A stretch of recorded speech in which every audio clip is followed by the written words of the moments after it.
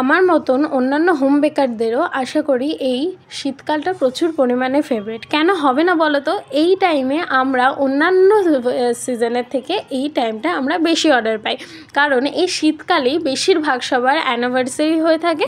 মাঝে মাঝে bride two বিরও cake আমি বানিয়েছি। তোমাদের সাথে সবগুলোই একটা একটা করে শেয়ার করব, অবশ্যই শেয়ার করব। তোমরা আশা করি বুঝতেই পেরে গেছো এটা কোন ফ্লেভারের কেক হতে চলেছে। এটা হলো রেড ভেলভেট ফ্লেভারের কেক। আর এই রেড ভেলভেট ফ্লেভারের কেকটা এত টেস্টি খেতে, তোমরা অন্যান্য ফ্লেভারের সাথে এটা কোনোভাবেই এটা ম্যাচ করতে পারবে না। হ্যাঁ, এটা ঠিক, কোনো ফ্লেভারের সাথে কোনো ফ্লেভার তোমরা ম্যাচ করতে পারবে না, কিন্তু পার্সোনালি আমার রেড ভেলভেট খুব প্রিয়। যাই হোক, এবার অনেকেই এখানে রেড ভেলভেটের গুঁড়োটা দেখে বলবে দিদি এটা তো রেড নয়।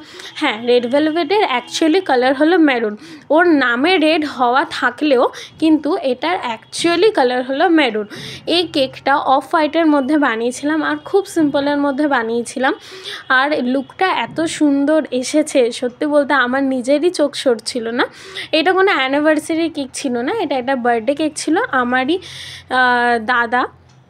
দাদার বার্থডে ছিল, তো বৌদি এটা অর্ডার করেছিল। যাই হোক, তোমরা ফাইনাল লুকটা দেখে আমাকে অবশ্যই জানিও। চলো, আজকের জন্য টাটা।